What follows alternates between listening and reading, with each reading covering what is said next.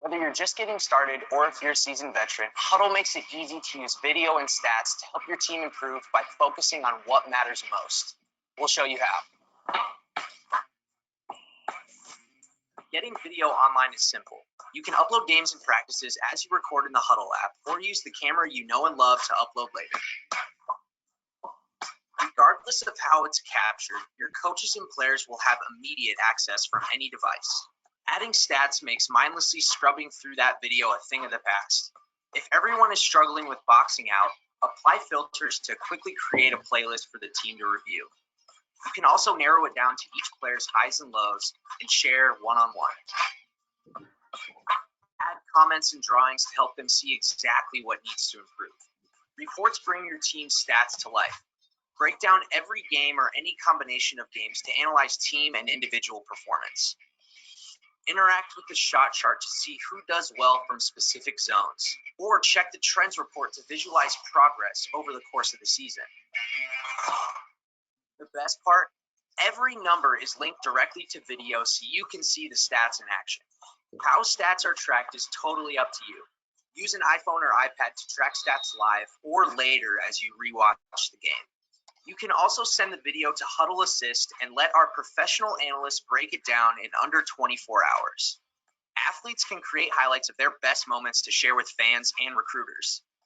Huddle even has built-in messaging tools to keep everyone in touch between practices and seasons. It's all designed to help your team improve in less time than ever before. Start your free trial today.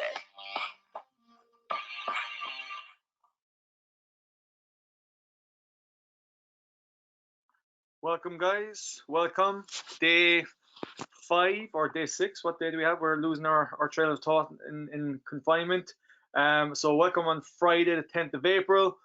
Delighted that we have two of our young prospects of coaches all the way from Australia, and very excited to hear their thoughts on their journey and also what they're achieving in Australia at the moment. So first we will have Jess Scannel, amazing journey, multiple Irish international, Glanmire Basketball Club, moved to Iona University Division 1, over to Pace University Division 2, then made a professional journey over to Australia and has made an amazing journey and livelihood there, playing multiple pro teams, involved with Wyndon, is that how it's pronounced? Wyndon Basketball, and now one of the co-founders of B-Baller Melbourne Skills Development. So lots of experience, lots and lots of experience, and as we mentioned with Sean Inga last night, has the genes to be that success as well. So looking forward to hearing that. And then we'll follow on with a good buddy of mine, Paudie Fleming. We share multiple jokes, including technical fouls. So we are going to talk about pick and roll defense after last night's showing by Sean Ingle of pick and roll offense. So I'm very, very excited to see what's going to go on there with them, and we will figure things out there. We're having a few technical issues with Paudie's video, but we're going to fix it while Jess is talking. So on Paudie's journey, Castle Island born and bred, Irish international under 16. His claim to fame is playing England in the Castle Island Community Centre, and we know what that's like as well. It's all about the parish down there. And then had a successful start in his coaching journey with Pat Price with the under 16 men's national team, and then did the Basketball Ireland Academy head coach for a while, and then made the journey out to Australia and is involved with St. Joseph's as a head coach in Sydney. So two very, very experienced young coaches. Thrilled to have them here and very excited to hear what they've learned along the way. So without further ado, let's introduce Jess Scannel, and she is going to talk about Australian flow offense, flow Australian basketball in general, and how they have gotten to their prominence, essentially. So take it away, Jess. Sounds great. Presenter. 2 seconds there now. So Jess, you should have the screen there now. Yep, sounds great. All right. Hi, everybody. Thanks so much for tuning in. It's late at night here for us, so it's good to be up with you guys, and sorry that we've missed the other presentations. Looking forward to watching them all over the long weekend.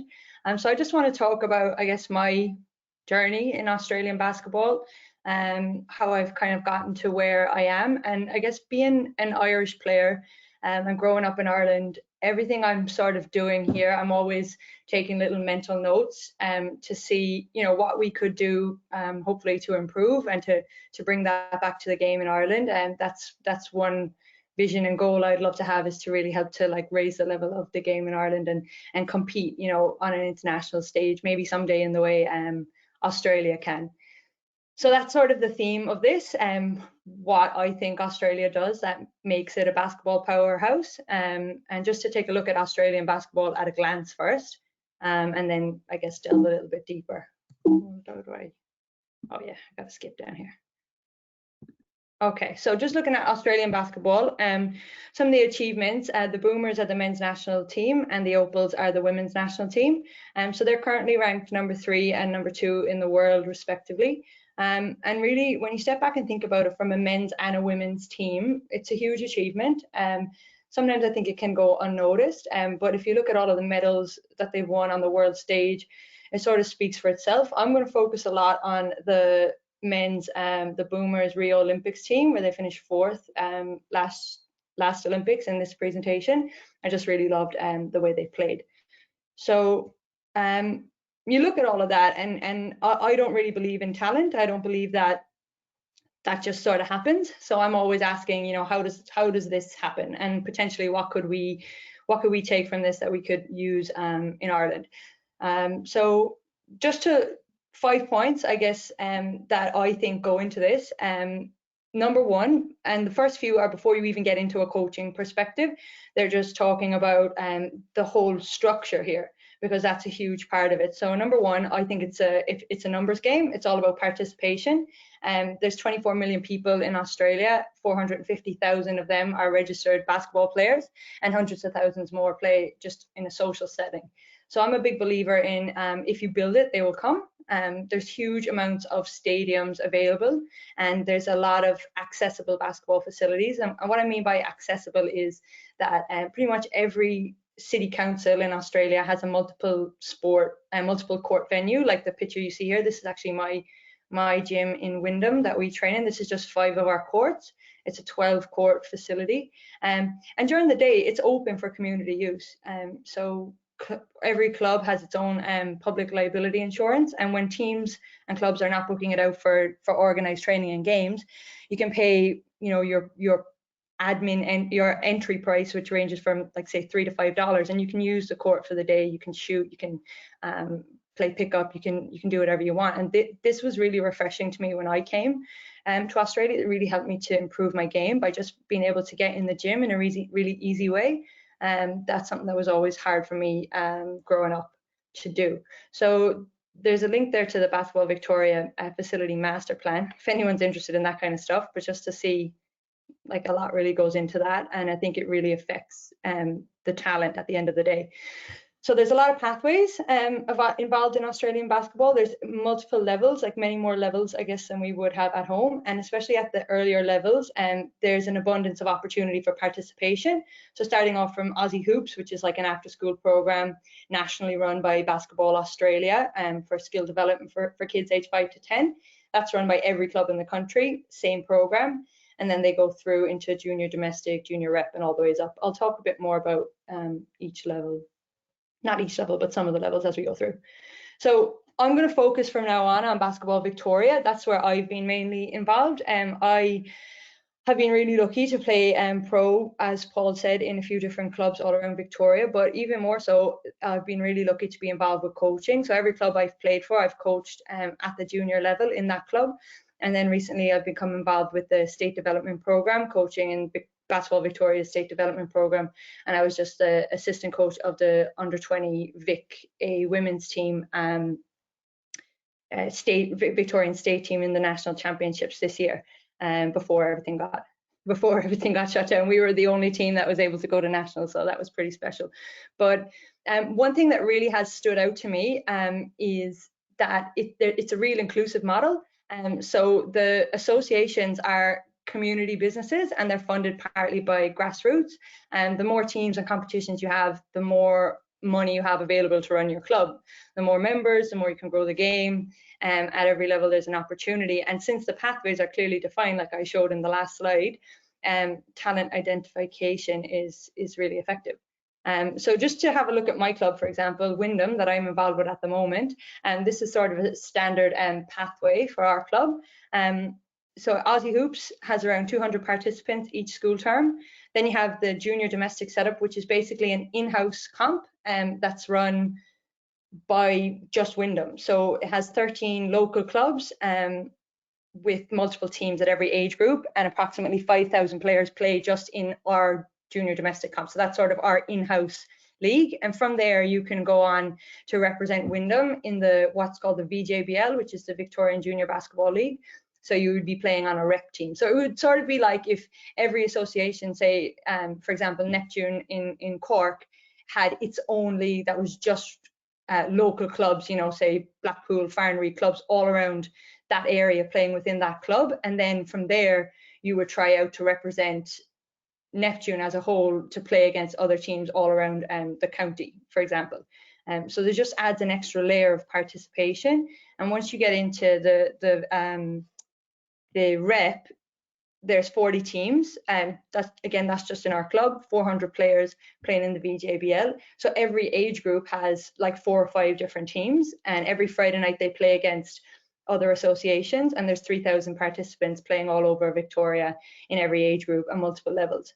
So that's just one association, and there's like 160 affiliated associations all across Victoria. So it's a numbers game. I really think we need to try to, I understand that it's hard, but to try to emphasize inclusion as much as possible as a pathway to actual elite success. Fun fact, when I coached Melbourne Tigers under 14-6 boys last year, we had 14 different under 14 teams. So yeah, just a thinking point, if you have that many players involved, your chances of finding a Ben Simmons are higher. Before you even delve into the coaching side of things, you really have to consider that the basketball infrastructure here in Australia is a huge key to their success. So moving into more basketball specific things, and one thing that everyone really focuses on here, especially in the state development programs, is skill development. So a couple of things that I really think are important is to remember that only a very small percentage of elite athletes in childhood, under 15, become elite athletes in adulthood. So most elite athletes are multi-sport athletes, and they don't specialize in one sport before 15 years old. And the players that will most likely make it at the highest levels as adults, they're not necessarily going to be good enough to make a top team when they're age 10 or 11. So what do we have to do? Well, we have to make sure that everyone has a chance to play, that there are more teams, more leagues, more games. No one should be cut. Everyone should receive equal court time before age 15. And if people want to play, we have to make a team for them. Otherwise, how do you keep them in the game? We need to focus on advanced skill development with all teams at all levels, not just the players who are on the top teams, because most likely they won't be on the top teams when it comes to senior national team representation. And we need to encourage a multi-sport approach as coaches. We should never ask players to choose a sport before age 15, and we should never limit their ability to progress in their basketball pathway if they are also doing another sport. If anything, that's going to help them, in my belief. So key takeaways from a coaching development standpoint are, there are plenty of coaches who want to coach junior elite basketball, but the coaches doing it at a grassroots level are probably, in my view, more important to the overall development of the game. And so one thing I've really noticed here is that in Australia, mums and dads are widely encouraged to put their hand up and supported and developed as coaches, just to try to make an extra team so the kids can play. And the overall goal is always to have as many kids involved as possible. And then the last point is there's a clear coaching philosophy and style of play, which I'll go into for the next sort of 20 minutes, and this is guided by Basketball Australia. So it's very clear guidelines from the top, and it's accepted by every state governing body. Obviously, people have their own little twists and wrinkles on it, but overall, everyone's learning from the same curriculum, from Aussie Hoops all the way up to the Boomers and the Opals. So once players progress through the pathway, they're all learning the same concepts and framework, and when they come together on state teams and national teams, they have really great team culture and chemistry. So some of the offensive principles, I'm just going to talk about offense. I think Paudie's going to talk a lot about defense, but some of the offensive principles that we have are that we break the shot clock down into 3 sections. Paudie, actually, we were preparing for this yesterday, and he sent me through, this is the Basketball Victoria sort of model, and he sent me through the New South Wales one, and it's crazy. It's, you know, it's pretty much the same thing with slightly different mentality. So it's a really good and sort of re-emphasis that everything that's coming down from Basketball Australia is being adopted in the same way by all of the states to give everyone the best chance of success. So push phase is the first 8 seconds. Obviously, you got to box out and rebound. Lane recognition is key. We'll go through this in a minute, but wings running the outside lanes, point guard C cutting for the outlet, and early post rim runs. The second post trails to the slot. Point guard is always looking to pass ahead. So we want to, in these 8 seconds, we really want to have an attack mentality. We want to attack all advantage situations, including one-on-one, and we're always looking to get rim touches. Rim touch mentality. A lot of people, I guess, question what is a rim touch. Rim touch is not necessarily just someone getting an open layup. A rim touch can be a post entry, running the rim or on the block early, obviously a layup in transition, free throws from the foul line when you're attacking hard, or penetrating, getting 2 feet in the paint and kicking it out for an open 3. That's also a rim touch. So early penetration is key.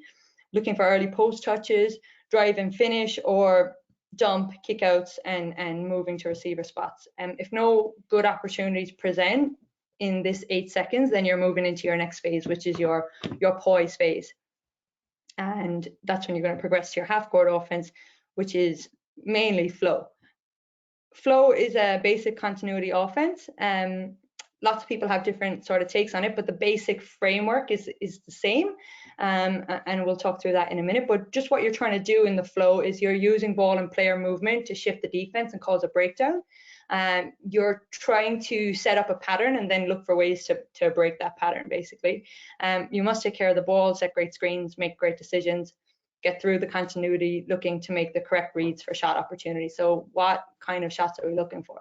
We're always looking for an uncontested shot. A mismatch in a one-on-one situation could be caused by a switch, or if you can beat your defender and cause a 2v1 situation by drawing the extra defender.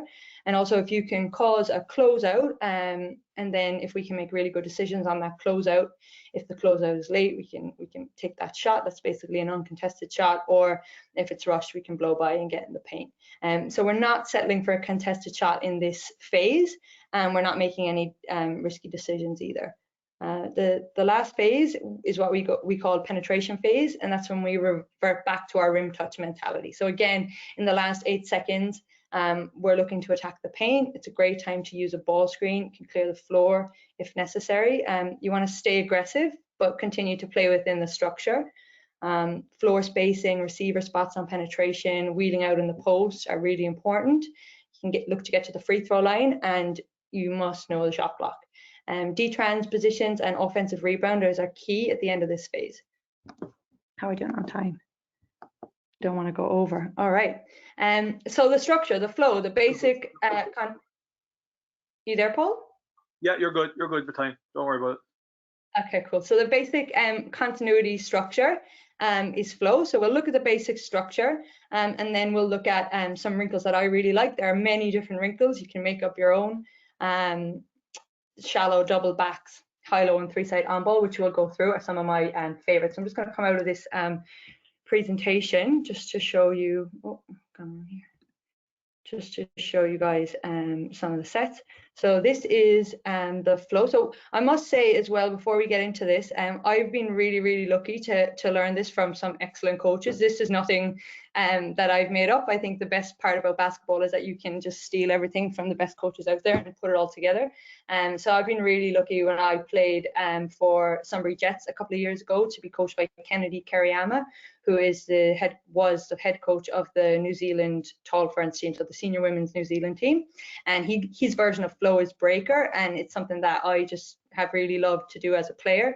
and as a coach, and also now at my current club, playing for Wyndham, I'm really lucky to play for Reese Potter, who is the under-18 Victorian State team coach. And again, although Kennedy and Reese have different sort of takes on the flow principles, just really, really good coaches that I've been able to just steal all of this stuff from, basically. So just looking here at the beginning of flow, it all starts with offensive transition. We're trying to get the ball up the floor as quickly as possible. So let's say in this situation, a 5 gets the board. It could also be the 4. Whoever rebounds is going to be under the bucket, and the other one is rim running hard to the basket. Wings are running wide. We have a saying that we say we have to touch tees. So if you look here where the half court line crosses the sideline, we call that the tee. So you want to get a foot on the tee with your outside hand extended, running hard to the wings. And we call this here free throw line extended the kill zone. So we're always trying to get to the kill zone where we can really attack and be effective. So the 1 could be the 2 or the 3 if other people can handle the ball. Those spots are interchangeable. Is always looking to C-cut for the outlet and catch the ball on the run. We don't want to catch the ball below the free throw line. That's what we call a dead zone. We always want to catch it on the run. And if possible, we want to pass the ball ahead up the floor. So on the next slide here, once the 1 kicks the ball ahead, they're looking to cut through to the opposite corner. And now the 2, again, we're in this penetration, in this push phase, is really looking to push the ball and get on the rim. Just a really quick note here, if the 2 attacks really early, the 1 can just fill behind the 2. They don't need to cut all the way through and get in their way. But if the 2 holds the ball for a second to see what their options are, the 1 can cut through to the opposite corner. So 4 is running to the rim, and then if they don't get an early rim touch, they're presenting ball side on the block for the ball. And 5 is trailing. I should just mention here as well that obviously we want to encourage the 1 to kick the ball ahead, but we don't want turnovers either. So if it's not open, they can advance the ball with a dribble to the slot. And in this case, it's a 5 here, right, would trail to the slot rather than in the middle of the floor, just for a bit better spacing. So yeah, once the 2 has the ball on the wing, the 4 would be in the post, the 1's gone through. Now the 2's looking to attack, looking to do their thing. If the 2 drives baseline, we're always telling the 4 to wheel out to the middle, so they can make that little dump there. Or we also always have the 1 in the corner for that bailout, wraparound baseline pass. Great option is bailout pass to the corner, extra pass to the 3, knockdown. If they drive middle, we're looking to relocate to the short corner here. If the 2 doesn't have any options, they're looking to, again, great option in push phase is get an early post touch. If the 2 does pass in the post, we want them to always move. There's more complex wrinkles you can put in when there's a post entry, but when you're dealing with young kids, I think a really good option is just a hard cut through the elbow, or a relocating to the corner, depending on what the defense does. Now, if you make a really hard cut here to the middle from the 2, after the 4 has caught the ball, if you make a hard cut, you might not be open, but you might be able to draw in these weak side defenders. And this is a really good opportunity for the 4, especially if they're a good passer. I know Suzanne was talking a lot about passing out of the post in her presentation. But if you can make that skip pass to the 3, if the defense is really sagged in, that's a wide open shot pretty often. So if we have that option, great, we'll take it. If nothing happens from the initial wing entry, we're looking to reverse the ball to the top of the key to play through the 5. Really important point here is we don't want the 5 to just reverse the ball to the 3 straight away. That's a big mistake that happens in junior basketball. And we really want the post to look big to big and look to play together. So maybe if it's a true center, they might not be beating anyone off the dribble, but if it's a 4 trailing here, this is a great opportunity to drive, finish, dump down to the 4, or to look straight in for a high-low. So we always want to say, take a second, check the post before we reverse the ball. Now, once we reverse the ball, this is what we call here our 3-side action. And this is really the bread and butter of flow. You have to be really good in this 3-side action. And if you want to run this offense, you have to break it down in 3-on-3 situations. We had a cue when we ran this with Sunbury a couple of years ago, where the 3 wouldn't back cut until the 5 took their first dribble. So it's just a good little, some teams do it, some teams don't. But if you wait for this hard dribble here and take a step up, especially if teams are playing in the lane, they might bite on this swing entry pass, and you can get this backdoor option really easily. So if you don't have the backdoor, the 3 is getting out to the opposite corner, and then the 5 is following with what can be a ball screen, a handoff, or a pitch and pick.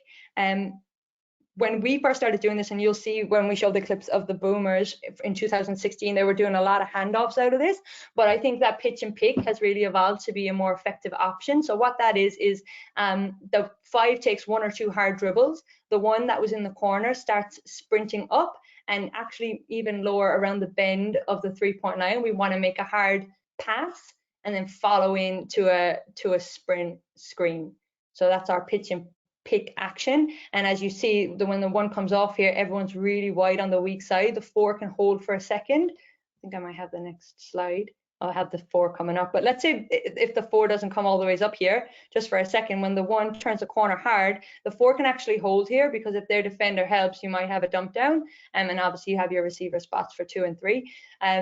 If 1 isn't really aggressive turning the corner, doesn't look like they're going to get into the paint and draw that defender, it's important that 4 starts making their way up to the top of the key. 5 will roll, and then if 1 doesn't have anything, they want to look for the roller, but if they don't have anything, they reverse to 4, and we're back into our 3-side action on the ball reversal. So that's a basic flow that can go on forever and ever. But what you don't want to have is you don't want to have just people going through the motions and monotonously running the same set. Am I sharing my screen here? Yeah. Yeah, you're good, Okay. Jess. We can see your screen. Yeah. Okay. We're on Okay, under cool. 23 women. Yeah, perfect. So I'm just going to show a couple of wrinkles that I really like out of this. A couple of really basic ones first, and a couple of bit more advanced ones that maybe you might want to look at. I'm also happy to send through all of this stuff if anyone's interested in running it. So let's have a look here at dive lift. So can you guys see that dive lift? Yeah, dive lift action. Yep. So really simple. Instead, here when the 4 has the ball at the top of the key, if the 3 is not denied, like if their defender is really sagging off, we don't always want to take that dribble and go back door. If the 3 is open, we can pass them the ball, and we can play pick and roll out of that, which I'll show in a minute. But the other thing that we can do when we hit the 3, the 4 can fake like they're going to go screen and then just dive hard to the basket. And if you've been running your flow continuity for 2 or 3 reversals, people jump to the ball. Like, people think that you're going to go set the screen and you can just get a wide open layup here and the 5 lifts. And when the 5 does lift, if the 4 is not open for that wide open layup, again, we can reverse to the 5. We can play pick and roll on what we would now call the 2 side, because there's no one in this corner, or we can look to play high-low, big to big. So that's a really nice option, breaker dive lift. And then this is a 3-side on ball that I just talked briefly about. That, again, really simple option. Let me just make this bigger for you guys.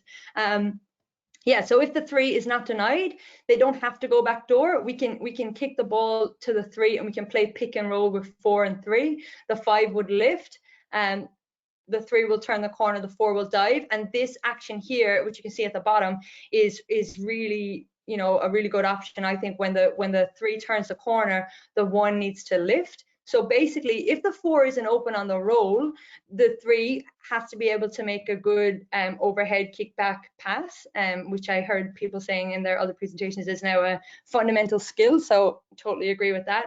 But you have to be able to make that kickback pass to the 1. And basically, if the 4 isn't open on the roll, it's because the defense is right here on the inside.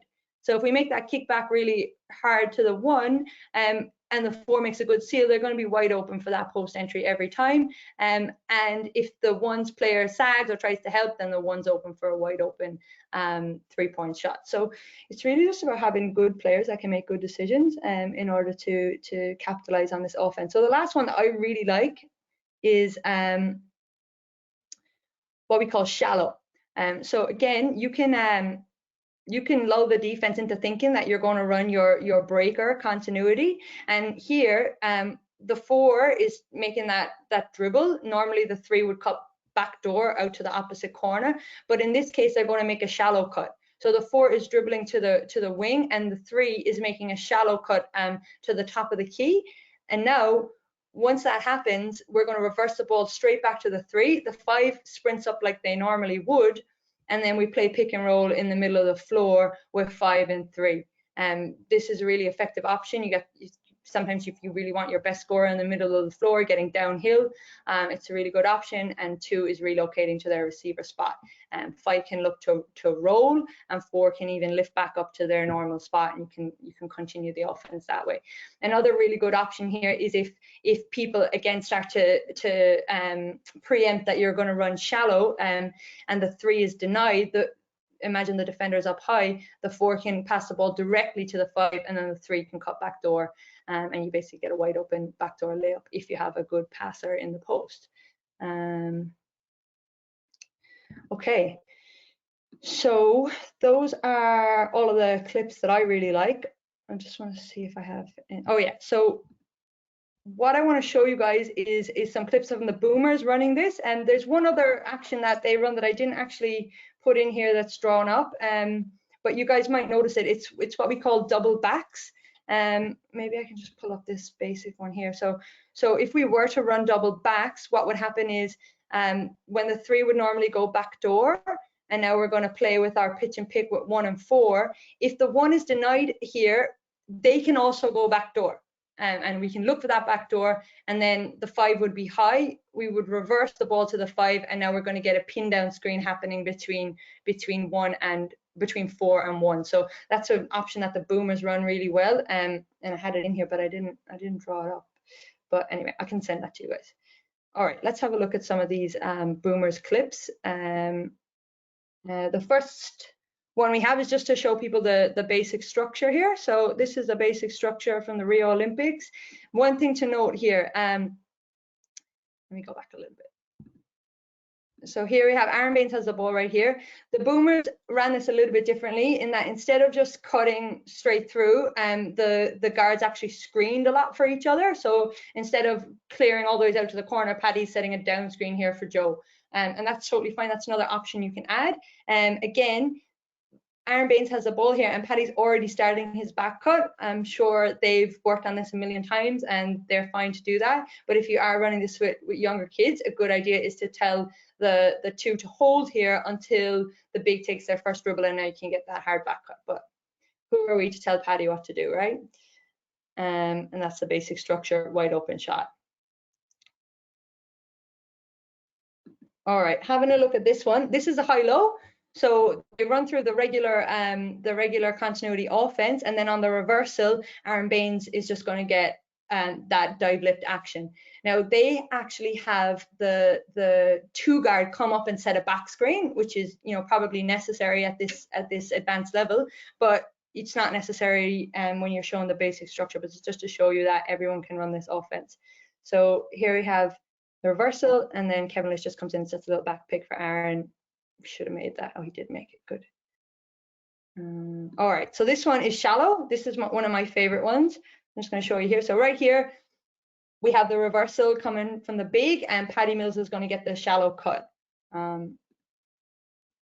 So Paudie's going to shallow cut to the top of the key and freeze right here. So as you can see here, I'm not sure who this is from Spain, but the Spanish defender is denying Paudie, and straight away we make the read to enter to the high post. And now this guy is just burned because he's stepped up to deny. We know the read, and then back cut, layup, nice finish. This is another look at shallow on the reversal here. So this time Joe shallow cuts to the top of the key. This time he's not denied, he's open. So we go to Joe, we go to the 3 at the top of the key, and now we have a pick and roll with Joe Ingles and Aaron Baines. And what's really good here is when Joe comes off the screen, he can't turn the corner, so he reverses it back to the 5, and Aaron, really good movement off the ball. I think he probably should have got a dump down there, but good shot. What's this one? All right, this is our double backs action, which we didn't actually show in the which I didn't show in the plays, but I really like this option as well. So here on the reversal, so Joe set the down screen. I think that's Chris Goulding. I don't know if you guys would know him. He plays here in Australia. He hasn't really played much in the NBA or international scene, but he's a great shooter, and he always performs really well for the Boomers.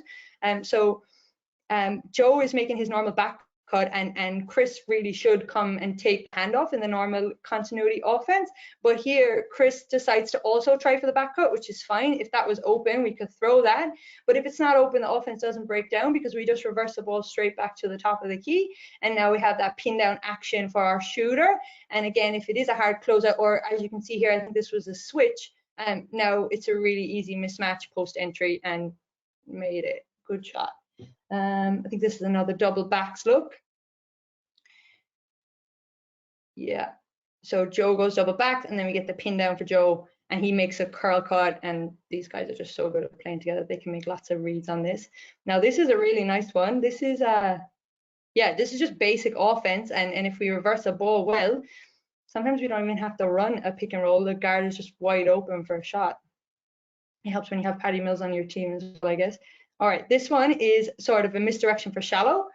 So everyone thinks they're going to run their normal shallow that they've been, oh no, that's just getting the back cut, sorry. That's a really good basic option. Again, if we run this right, we wait for the dribble, that back cut from the big is a really good option for younger players. But this is what we think is going to be shallow.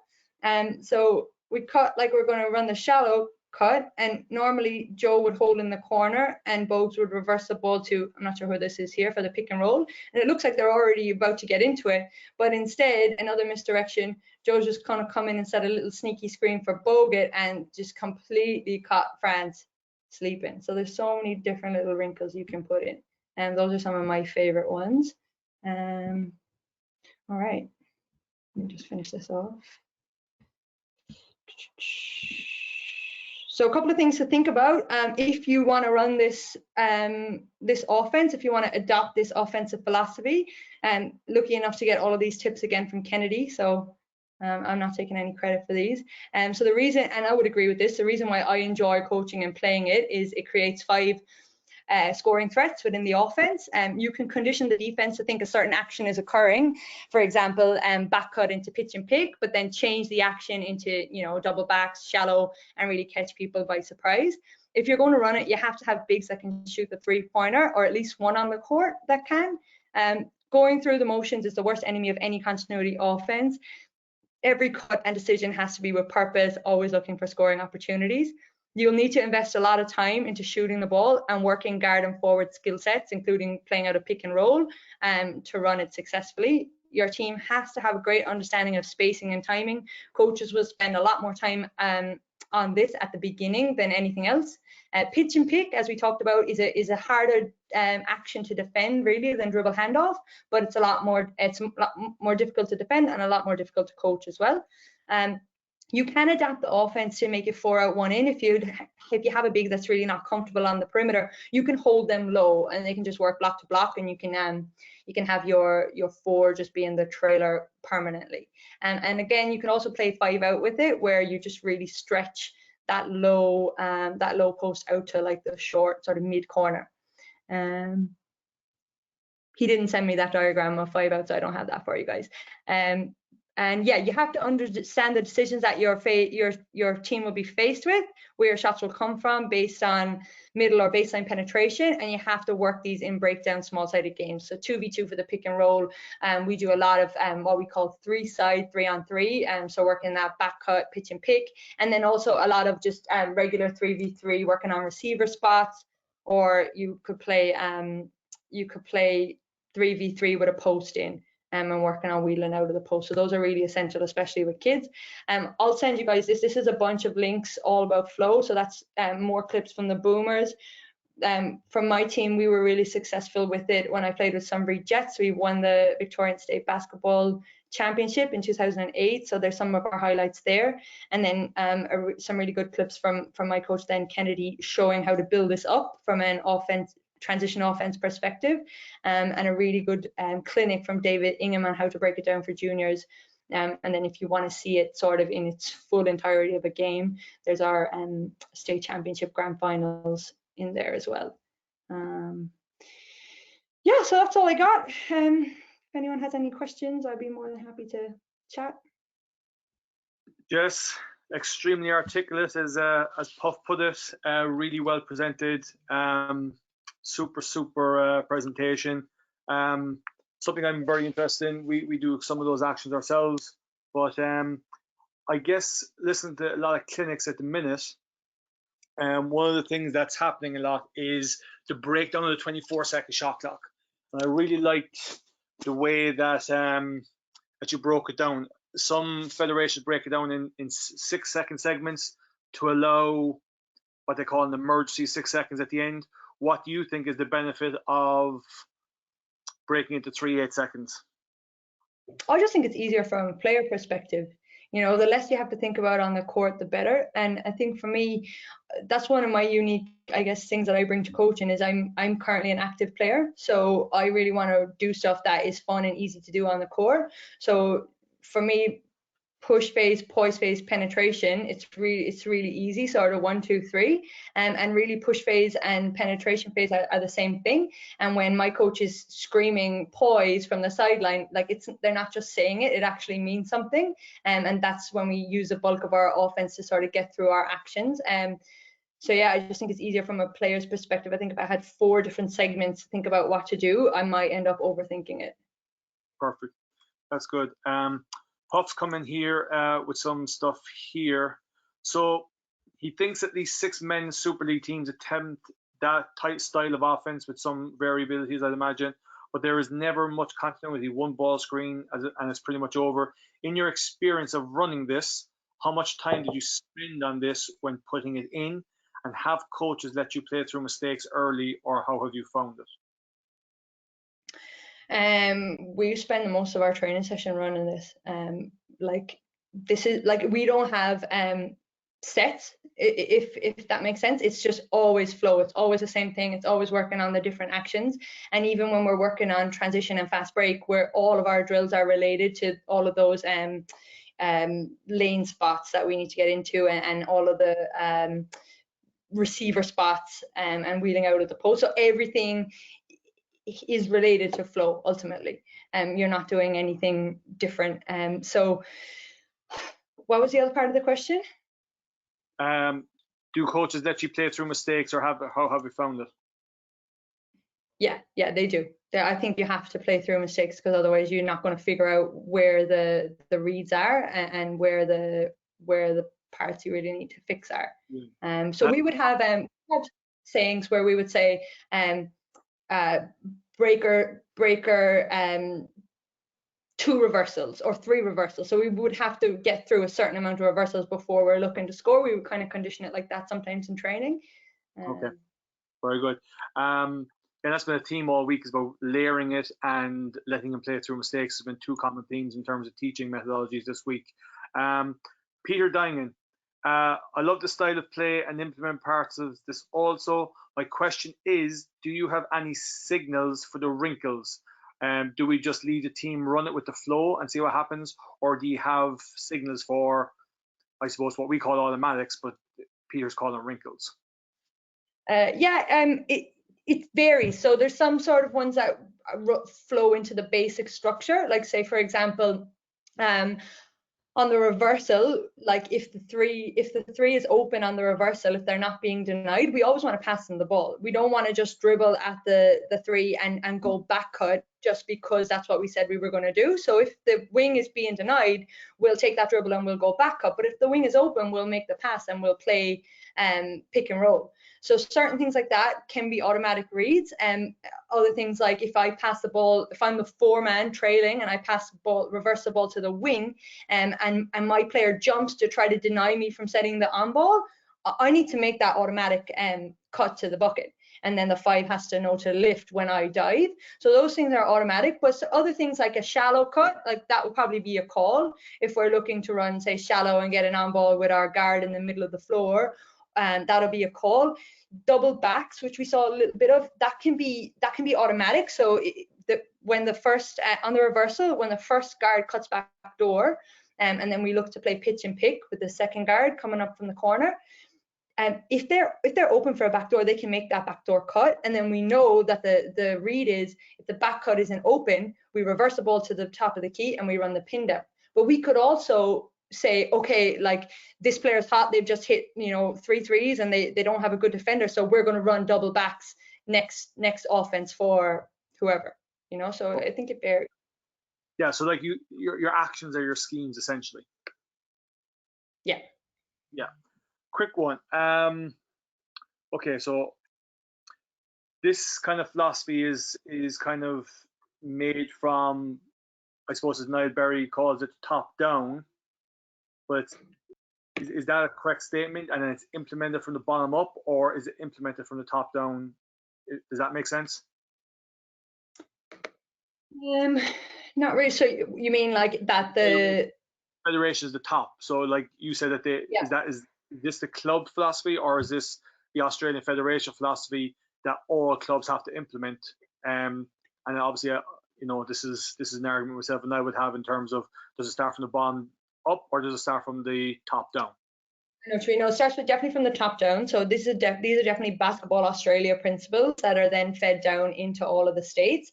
But I think it happens on both ends of the spectrum, really, because these principles are what are being run in the state development programs and in the state teams. So, for example, I'm involved in the state development program, which picks 100 kids at age under 16, sort of similar to the academy model here, but we train twice a week at 6 a.m. every well, not right now, but every week of the year usually. And all of these concepts are what the kids are learning and refining within the state development program, regardless of what club they're from. So the clubs that are doing well in terms of player development and sending a lot of kids into the state development and the state teams and into the center of excellence are the clubs that are adopting and teaching these principles. Because if you start it from the bottom and everyone has an idea of how it runs, when they go to state ID camps, it's just easier for them.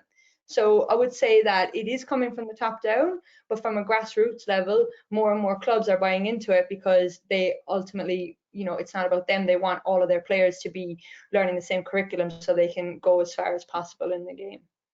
So essentially, while we're not at the level of Australia, the second nation in the world has this academy. We've started, so we're kind of on the right track a little bit. So if that's what you're saying. Absolutely, yeah. But I think the key is with the academies, then you have to make sure that every academy is actually doing the same thing and that they're on the same page with each other. And another thing that I really love about the academies that I have really enjoyed is that it's based on your geographic location in terms of, so within Melbourne, there's 5 hubs. So all of the kids in the state development program attend a hub based on where they live. And then there's 100 kids, but there's about 20 kids at each hub. And then within that, it's boys and girls training together. So there's about 10 male, 10 female athletes at every hub, and they're all working on the same concepts. And for me as a coach, I'm getting to work with the boys and the girls. And obviously when we go to breakdowns, they split to their own basket. But yeah, it's just a really good vibe of sort of everyone being on the same page and all coaches being really open with each other. So I think that's something we can definitely try to add. And also it's just a numbers game. So the more pathways and the more opportunities for people to play, the more good players you're going to get. Excellent. And I like the way you talk about open-minded coaches, and I think that's what we're trying to create in one respect this week. Last question.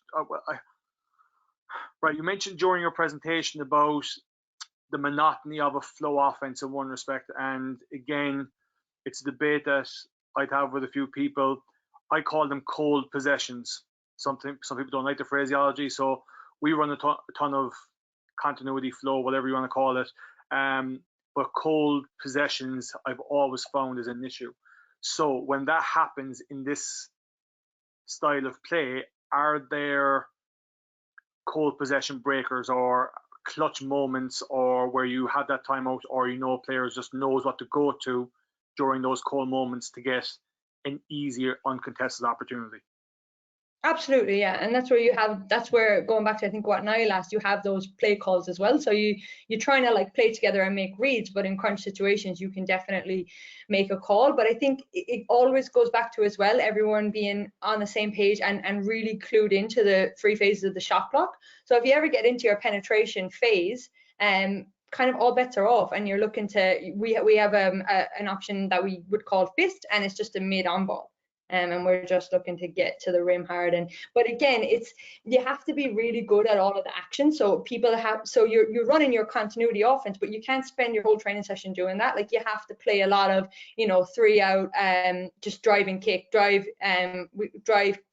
kick, split, extra, we call it. So just playing that style of play where you're developing good shooters, you're developing people with really good skills that they can just play and read off of each other within the structure. If you just put this structure in with kids that can't dribble, can't shoot, can't pass, can't make reads, then it's just going to be really boring really fast. So bringing to the last question, what age do you start this, and with how do you develop the skill set to be successful within this? Is it through small-sided games? Do you do it on air? Or as Suzanne called during the week, uncontested repetitions? So it's all of those things together, I think, a combination of everything. Every club is different. So Kennedy Kariyama is a coach and director at Sunbury Jets, and every single team in the club does it, even under 12s. So it really depends on your coach and director and your philosophy. Where I'm at Wyndham, and so I guess my sort of philosophy as a coach, I wouldn't probably do this with under 12s. I would probably just let them play sort of 5 out, read and react, or maybe just like 4 out, 1 in, and when you cut, you're in the post, that type of thing. But I think once you get to under 14s, you can start to implement the basic structure. I wouldn't have too many expectations about people running any wrinkles or anything like that. But when you think about it, it's just good spacing, and you're teaching people to play well out of pick and roll, to make good decisions, to make good cuts, to be able to drive and kick. So it's really just basic basketball concepts. I think under 14 they can definitely do that, and then under 16, under 18, yeah, you're into your whole structure, I guess you would say. I think I might leave this question from Pat Curran till the end. I'm keen to get Paudie in, and you've absolutely amazing 50 minutes there from you, Jess, and great insight to what we could be looking at getting and what your journey and where you come from. So thanks so much for staying up late over there and give us your time. If you wouldn't mind, I might ask you to hold on just till the end, and when Paudie's finished, we might get some collective ideologies from both of you, if that's okay. Yeah, sounds great. I'm excited to hear Paudie's one. It'd be good to have defense balance in this. Paudie, welcome back. Hopefully we got these issues sorted, so hopefully our videos are good to go. So yeah, excited. Another young coach, brilliant journey by Paudie, and I have I suppose a selfish question at the end for both of you when this is done. But very excited to see what you're bringing to the table, Paudie, and see what else we can get. And I love the offense defense collaboration today as well. So Jess, I might if you could go on mute and take your webcam off, and we'll give the stage over to Mr. Fleming. Okay.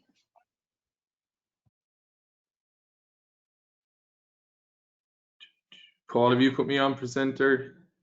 Oh, my apologies. Yeah, I was getting excited there and I forgot all about you. Sorry. Good. All right. There we go. I think you are good now, Paudie. There we go. Thanks, Paul. Let me pull this up. Can you see that? Yeah, we're good now. We're good now. I see the you can, yeah, perfect. We're good. Perfect. Thanks, Paul. I suppose firstly, look, thanks a million for having me on. I think it's a wonderful initiative, and it's been great to see so many people sharing during the week, and even the WhatsApp group you set up. Unfortunately, I haven't been able to contribute much with the time difference, but I'm really looking forward to watching everyone's presentations back. And I think the more we have these discussions, the better we're all going to get, and the better that basketball in Ireland is going to get, which is our end goal. Topic that I'm taking for this presentation is defending the pick and roll. I didn't realize how many pick and rolls we actually faced this year with our top team until I had to dive into huddle during the week and prepare for this. And Jesus, there was an awful amount of them. So hopefully I can give you some insights into what we do. Also, hopefully I'll give you some insights into different types of defenses that you can recognize, whether it be an NBA game or a college game or a EuroLeague game, so on and so forth, to just add to your knowledge base moving forward. I'm just going to try and move this now. Bear with me.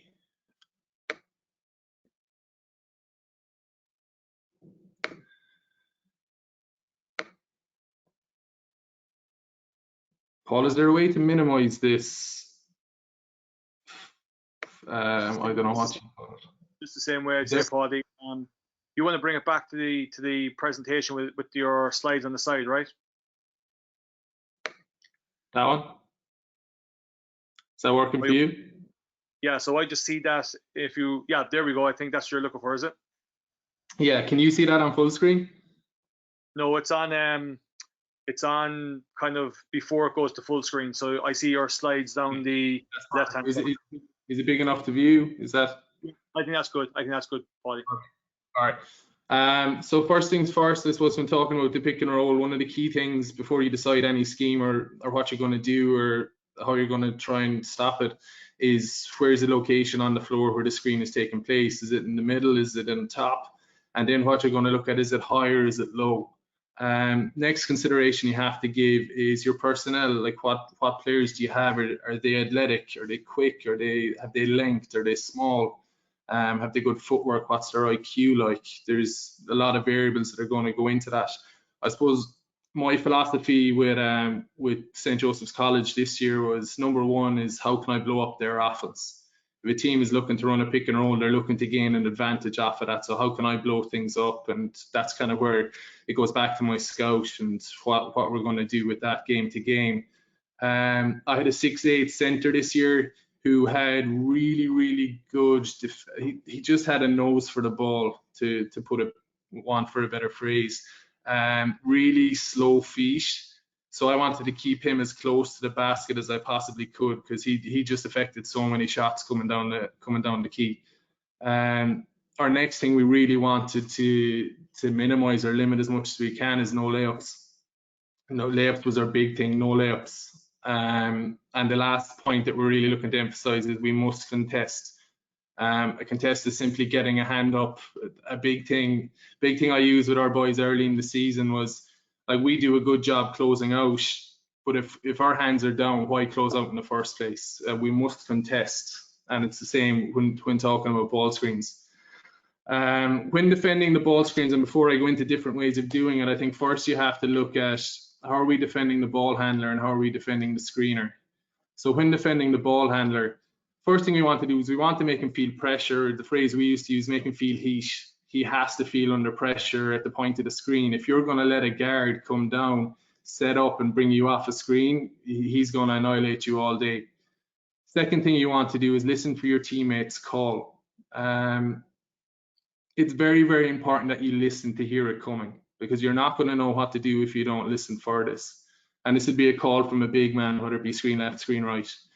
The third thing, and it's probably the thing that we don't do well enough, our top team did it pretty good as the year went on, but it's adjusting our stance at the point of the screen, depending on what we're going to do. So let's say we're going to ice and we're pushing the ball handler away from the screen, then I need to adjust onto his top shoulder. Adjusting that stance is very important again, so we're attacking the ball handler and putting him under pressure. Next point, don't be screened. Like, you hear it all the time. What does don't be screened mean? It means try not to get hit by the screener. I actually had to break that down for some boys this year and just say, look guys, this is exactly what we mean when we say don't be screened. We have to try and fight around and get back in front. Phrase that we kind of used to use a lot is be agile in the contact zone. Next thing we looked to do a lot, and we actually had a lot of joy with it this year, was just active hands, particularly when recovering from a screen. It's a great area to get a lot of deflections. And the last thing we want to do is get back in front or contest without fouling. Okay, so defending the screener then. So communication is the big thing. The screener can see everything. He has to share what he sees, share the knowledge so the guard knows what he's doing. We want it to be early, loud and continuous. For example, if we're icing on a wing ball screen, first thing he's going to do is shout screen left or screen right, and then it's ice, ice, ice. We used to use the rule of three, so we want you to say it at least 3 times just to make sure it's heard and just be continuous with that. Next point, and I think it's very important for the screeners, defenders, you have to be decisive. Don't second guess, don't be late on it, just call it. And a rule we used to have is whoever talks first is right. Your positioning and your stance really have to be on point. Get to the positions you need to be in, depending on the coverage that we're trying to play. Next point is play big, shrink the floor, particularly let's say if we're in a drop coverage, guard is coming over the top. We don't want him to see space. If a point guard's coming off a screen and his defender has trailed behind and he sees space, he's licking his lips and he's looking to get to the basket and he's going to attack. So we need our big, we need him down and low and making himself look as wide as he can to take up space. Yeah, that's just the key thing. Just don't let the guard see space that he can exploit. The last thing, and it's something that our big actually struggled a lot with, was be disciplined, staying on his feet. We're looking for deflections. We're not necessarily steals on the ball. We're looking for deflections, and we're going to steal the passes that's in the air. The first type of 2 seconds now again.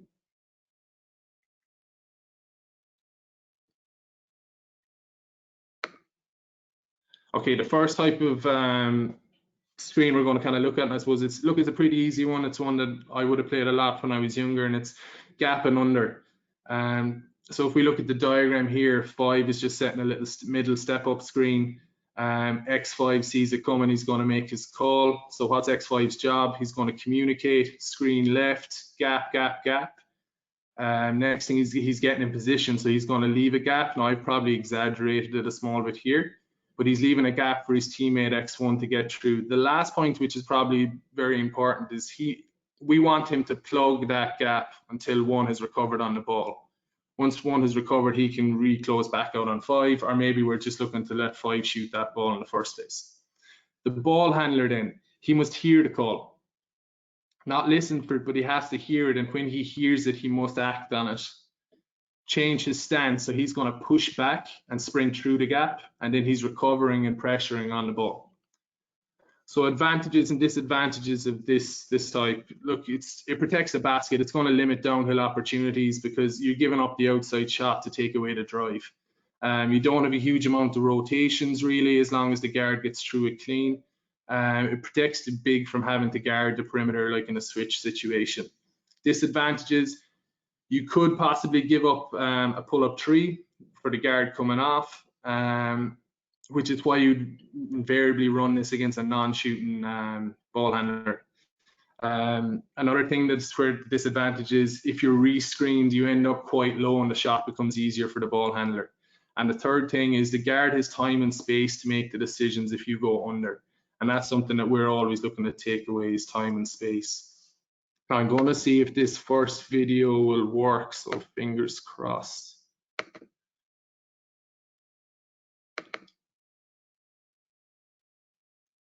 Paul, can you just jump in and tell me, is that up on your screen? So I see, yeah, it's just popped up there now. So let's hope this rocks. Okay. We'll see what happens. So the first one here, screener leaves a gap, Paddy gets through, and there's a good contest. So Paddy's getting through the screen, good contest. That play all right? It didn't play for me there, no, Paudie. Okay, I'll go through and I'll talk through what I have. If it plays, it plays. If it doesn't, what I'll do is I can just send you the videos and we can get them up online.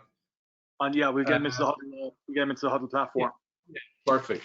Second one here is Markel Fultz coming off the screen. Chris Paul's going under. What he does a great job of doing is bodying up and contesting without fouling. Again, Ricky Rubio leaves the gap. What we see here is, and it's something that can happen a lot, the screener does a good job of rolling onto the ball handler's defense as he's coming through and just catches him an extra second. Again, Derek Rose, as you can see, look what's really valuable. It's taking away the drive in all these instances. Okay, our next one that we're going to look at here is blitz and hard hedge. Now, I've kind of merged these together. They can be 2 separate things. Generally, on your hard hedge, what it's going to be is you're going to hedge out, contain for a dribble or 2, and then switch back onto your man. Whereas with the blitz, what you're generally trying to do is trap the ball as it comes out of the screen. But I think they're very closely linked. and I think they both kind of serve the same purpose. So I've merged them together for this. If we look at, I'm gonna have to separate these a second. Okay, so if we look at the first diagram down the bottom here, I've just drawn this up, 4 passes to 2 is setting a ball screen. So this is the scenario we're looking at, and what we're going to discuss first is what the screener is going to do and what the ball handler is going to do. Again, first thing they're going to do, communicate it. Screen coming, blitz, blitz, blitz, or red was our call on it. The next thing he's going to do, he's going to get in position, so he's on the screen, he's on the screener's high shoulder, getting ready to jump out and attack the ball. Again, we want him to be big as he's jumping out on the ball, and push ball handler towards the sideline, or basically make him move up this way without getting much to the center of the court as he possibly can. The ball handler's defended him. What's he looking to do? Again, here the call. Change his stance, so he's going to jump, instead of just jumping into the screen, he's going to actually jump and push the guard to come off the screen. He's looking to force him to the halfway line. So again, if we look at our diagrams, we're pushing him up the sideline. What does it create from here? And I'm not going to go too much into this because I feel like if I go into rotation of players, I could spend 30 minutes alone on that.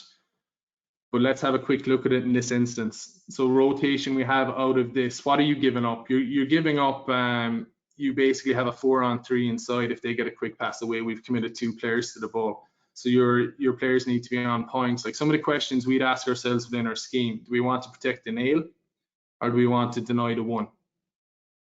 Are we going to leave 3 open, or are we going to leave 5 open? How will we recover to the weak side pass? Now, my answer to that would be we would X out of this.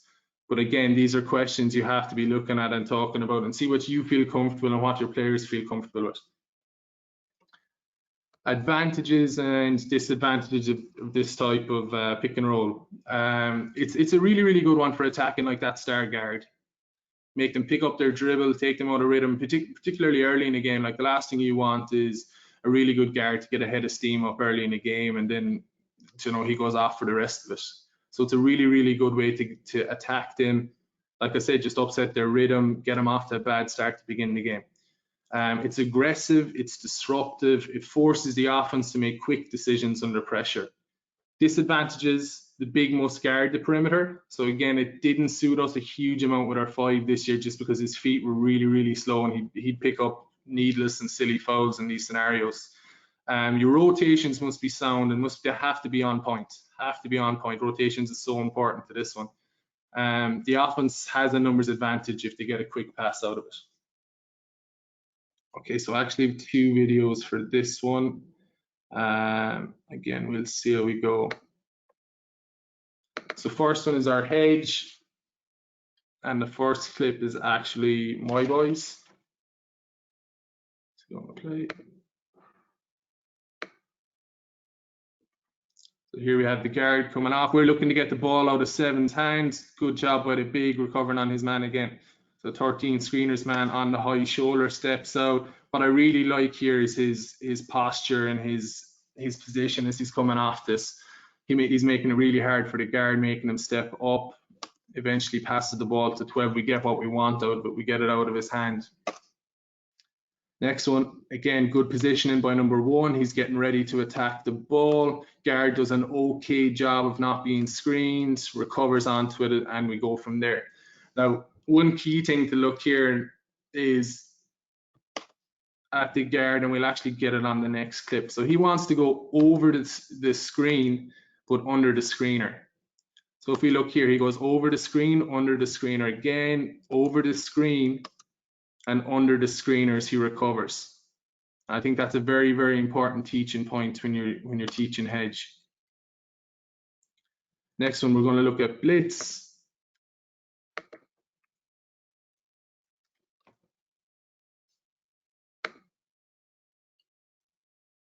I missed the first one there, sorry. Here comes the screen, big. Aiton does a good job really pushing him up. Guard's a bit slow to get there. Big does a really, really good job of containing the dribbler.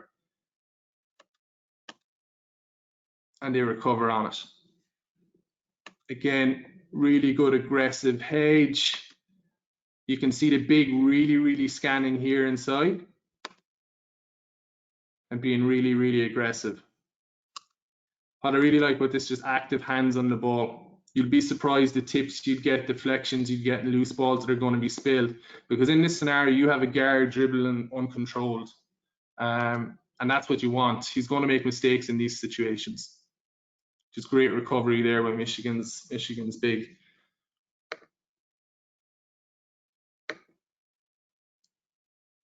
Oh, I lost it. Where am I here? Okay, the next one which we used an awful lot this year was icing ball screens, downing ball screens, whatever your terminology is with it. It's something we use an awful lot. We use this particularly on side ball screens. We didn't use it from the top of the key. We generally just went under or drop coverage from the top of the key, but from side ball screens, we were heavy ice team. So what is ice or what is downing? Because we mightn't have heard of this before. It's quite prevalent in lots of levels, nearly every level at this stage. You see a lot of it in the NBA, you see a lot of it in the EuroLeague, you see a lot of it in college basketball. Texas Tech actually ran it an awful lot last year and the year before. So if anyone wants to look them up, they're a really good team to base it off. If we look at this scenario again, 4 passes to 2, and he's going to set a screen on X2. Well, the idea of the ice is you want to not allow the ball handler to use the screen. That's essentially what it is. You want to push him away from the screen so he can't use it. So how are we going to do this? 4's man is setting the screen. X4 is going to shout out, screen right, ice, ice, ice. He's then going to drop to roughly this area here, just below the screen. Upon hearing that call, X2 is going to jump into 2's high shoulder and just completely block him from coming off the screen. You're pushing him towards the baseline and down into this area of the court. It's a really disruptive type of defensive ball screen methodology to use, and it's something we had an awful lot of joy with this year. So if we look at the screeners, the defender screeners, particular roles here, again, communicate, get into position, be a foot off the block. We want him nice and big. Like when I say big, I suppose I more mean wide. So he's down low and wide and taking up space. And a key to this is don't overhelp. So our rule was, let's take this scenario. So X2 is going to guide him on the dribble. X4 doesn't go until he's confident X2 can contain the dribbler. Once he's confident of that, he can leave and recover back in his man. But until that happens, we had X4 stay in that position. And what did we use as a guide? We used a foot off the block, 2 feet off the block. It depends who we're playing. But yeah, key one, can't overhelp. The ball handler's defender then, hear the call, again, change stance. Your chest has to be on his high shoulder. You want his high shoulder directly in the center of your chest to bring him off that screen, or sorry, to prevent him from coming off that screen. Push away from the screen. Push is actually another word that's commonly used for it. We want to sprint and recover back in front, active hands and contest again. So just a couple of questions that we ask ourselves with the rotations. Again, I'm not going to go into because we'll be here all day. But are we going to protect the nail or the free throw line? Who's taking the roller 4? Advantages of this: keeps the ball out of the middle of the floor, which is a big principle that we do generally in our half-court defense. We want to keep the ball out of the middle of the floor. It slows ball movement. There's very little ball movement. It's forcing the guard to dribble the ball. Keeps bigs low to protect the rim, which again is another key point we wanted to focus on. We wanted our 5 men as close to the basket as we could. And it's really hard to play against. Like, it forces teams to execute at a really high level. And you're going to need a high skill set to play against this and a high level of understanding. I suppose disadvantages are what are you giving up? You're going to give up the pick and pop, and it can be difficult to cover. You look to stunt the guy that's in the high eye or the guy that's out the top of the key. You can try stunting with him, but it is really difficult to cover against a pick and pop guy. There is a 2v1 momentarily as the guard is kind of out of position on that drive initially. So there's some things just to be careful of. Ice video. Okay. Where am I going again here?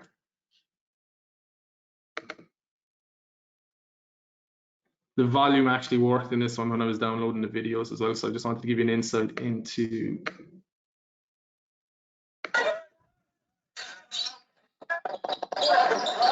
good job. Charlie hears the call, doesn't really get into his shoulder, but does a good enough job to prevent him coming off the screen.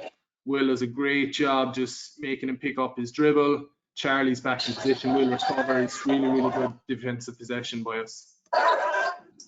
Jackson does a great job here of taking the high side, preventing him from coming off it. Pushes him, deflections, again, high hands as we recover on the ball. Here the call again, we jump on the high side. Now the one thing in this, I would just prefer if he was a bit closer to him. Don't melt onto the screen. You want to stay attached to the ball handler where you can. Get on his high shoulder and stay in contact with him where you can. Will does a good job, again, stays until he's confident that the shake is recovered. Now this is one where the call is a bit late. We get stuck on the screen and it's quite hard to cover them because we're out of position. Charlie does a better job on this one, prevents the guy coming off the screen. He's pushed towards the baseline. Really good defensive possession. And this is probably our best one. Great job, dribbles to no man's land, picks it up, he's dead in the corner with absolutely no one to give it to. Perfect possession.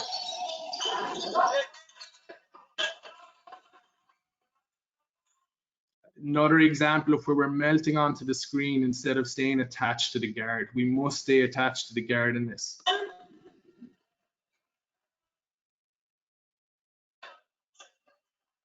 Again, as you can tell, Ronan has this particular habit. It melts onto the screen. We have him for another year, so hopefully he'll be good by the end of that. Melts onto the screen instead of staying attached to the guard.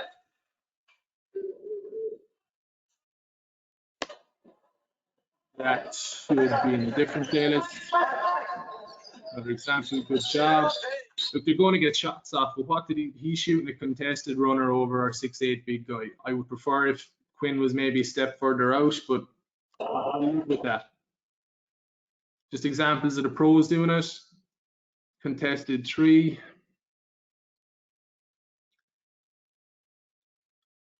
Pushes the guy away from the screen again. Like, those shots don't win games. Pushes him away, step back, contest on the shot, good possession. Okay, next one I'm going to look at is just switch. I'm not going to spend a huge amount of time on this. It's something we didn't do a lot of this year, something we're going to do an awful lot of next year because we're going to be quite small. Our center's going to be 6'2", 6'3". So we're going to really struggle defending inside. So switching is going to be a big part of our scheme. Let's just look at this scenario on the side. I suppose communication is the biggest thing with the switch. You must communicate early, continuous, and often. Be big and contain the guard. So on the switch here is, as 5 is setting the screen on X2 and 2 is coming off, you must be ready to pick him up when he comes off the point to that screen. 2 is important thing here. You must get, like, it kind of depends, I suppose, who 2 is. If he's a really, really small guy, I probably want him on the high side on 5's thigh. If he's strong enough to play behind, then I'm happy with him going underneath and playing behind on 5. Get in position, screener shoulder, be big and contain. So ball handler, hear the call, change stance. So you want to push back and get into position to take the big. So basket side, screener's thigh, we mentioned that. Fight for position and don't give an easy post up. Like, don't let 5 walk you down here and catch the ball deep. You want, like, it should be a fist fight from the elbow the whole way down. Like, you're going to fight him for that position. So questions to ask, do I need to switch a big onto a roller? So a common action you would see, if we look at the second one over here, so 2 has come off with the ball, let's just say 5 dives down and he has a post up. Maybe X3 is a 6'5" swingman, so you can switch him in on 5 and you can shoot X2 out the side on 3. So that would be a common enough jump switch that you'd see in at higher levels of basketball, maybe not necessarily younger ages. But again, these are thoughts that you should be contemplating, should be going through your head. Advantages of the switch: takes away easy penetrations, it encourages isolations, It's flexible. Like, it's an aggressive switch or relaxed switch, and I suppose relaxed is probably not the right word, but like, you can be really aggressive switching out in the guy, or you can just be more contained switch as you switch out in him. It can be very disruptive. We played a team this year that really good in the switch, really good, and it really upset us on a lot of the stuff we were trying to run, and it's just something we weren't used to and we didn't handle really well. Disadvantages can lead to slips and poor rebounding positions, and mismatches. So our video on this is, Paul, what were those videos going? Are they just not working at all? They're choppy, so you can see the start, you can kind of see the middle, and you can see the end of it, type of thing, you know. So like, I'm able to read them because I know exactly what you're saying, but maybe for people that I know. We'll get them up anyway, and I'll give you this I'll give you this presentation and stuff as well. So hopefully, look, if you're taking notes, hopefully when you see the videos, it'll start to make a lot more sense, and put things together. Okay, so if we look here, just good switch out, prevents the handler from gaining an advantage. And again, look, we're preventing the drive to the basket. Really good job by the big containing there on the drive. Here we have another switch. This is more of a, I suppose, that contained kind of switch to relax that we talked about. So it's not really aggressive, but he takes the players he comes off it. Again, Russell Westbrook switches out. They ended up doubling here afterwards. Switch, again, more contained, contest the shot.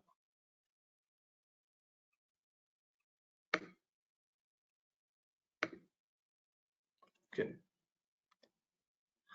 Next one, this is one I saw an awful lot of this year because it's what the Sydney Kings ran almost exclusively with Andrew Bogut in the NBL. So they ended up getting to the finals before it was called off. They didn't win it, but this was ball screen they used all the time with Andrew Bogut, was drop coverage. The reasoning behind it was he's too slow to contest on the 3-point line, and they want his length and his height close to the basket, play to his strengths.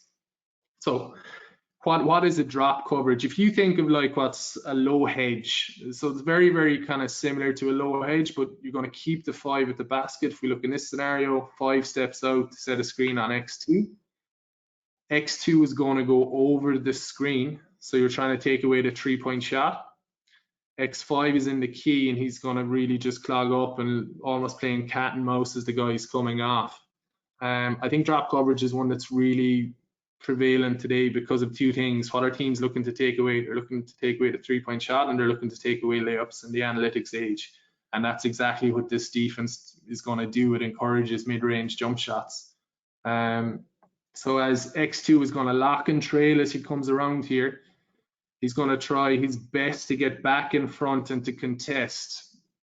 So if we look again at the defined roles with their points on the left-hand side, the screeners, defender, communicate, get into position. Generally, good starting position is heels at the free throw line, depending on where it's, if it's set in the middle of the key, in the middle of just outside the 3-point line. Be big and protect the rim. That's his #1 job, is to protect the rim. You want to kind of stunt at the guard to buy teammate time. It can lead to switches. It's the guard's choice if they're going to switch, and I think the phrase on that is a veer back. That's the terminology they use on it. The ball handler's defender, hear the call, change your stance again. You're going to jump onto the low shoulder. You're going to push him over the top of the screen towards the drop man. Sprint and recover, contest any mid-range shots. So the phrase that the Kings used a lot this year was, you want the guard as he's coming off the screen to be worried about where you're recovering from, almost looking in that rear view mirror. If you can get him thinking about you, he's not thinking about making that basket. And that's something, their coaches come from the NBA, so a lot of his, obviously what he believes in has come with him from the NBA. So that's something that's quite prevalent there too, is you'll see the guards going over the screen and they're almost running back. It looks like a desperation to try and block that shot, but they're only looking to try and put pressure on the shooter. If he doesn't get a layup or he doesn't get a 3, they feel like they've done their job. So advantages and disadvantages of this type of coverage: again, protects the basket, limits downhill opportunities, encourages the mid-range. Big doesn't guard perimeter players, which was a big one for the Kings. Disadvantages: it gives up mid-range and 3 if they pop. So up to 5, if the screener's going to pop, he could possibly get an open shot on this. There is a 2-on-1 situation. The big needs to use great angles as he's defending the guard as he comes off it. One of the things, I suppose, going back to what we kind of discussed earlier on in the presentation, is the guard has time and space to make decisions as he comes off it initially until the ball handler's defender recovers in on top. Something came into my head there now. What was it? He doesn't guard perimeter players, give up mid-range. Oh, it's gonna get used. Oh yeah. So the switch. So the Kings reasoning behind the switch, or when they would decide to switch, it was on the big. So the big had to protect the rim. So if he felt the guard had come too close and he was going to get to the rim, take the guard.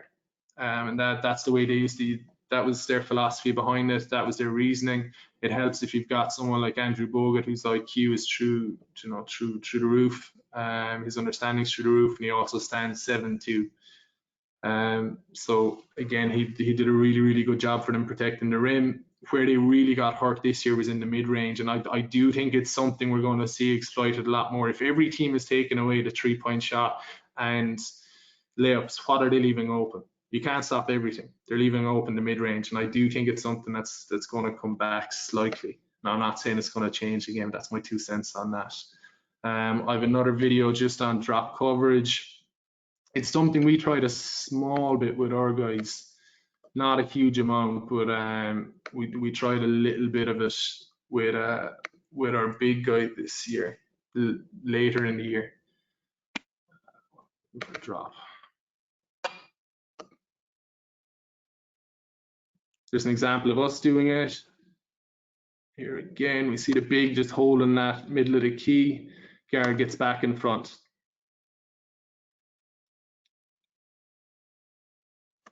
So if we look at the big, again, he's dropped off, just holding that positioning. He's backing up. It's almost a game of cat and mouse here. He's still responsible for the roller on this one. Now that's the shot you're going to give up from time to time because the guard got clipped on the screen. Rudy Gobert, good positioning coming off it. Good job. He just gets him to pause for a second, and that gives the guard enough time to get back in front. Again, good positioning by the big. Guard gets clipped, doesn't do a good job of changing his stance, and you can see he just gets caught completely on the screen. Wide open mid-range jump shot. Again, you see the big backing up. Guard slow to get there. He's lucky help comes over and contests the shot. Now here's an example of the Kings doing it. So you have Xavier Cooks backing up.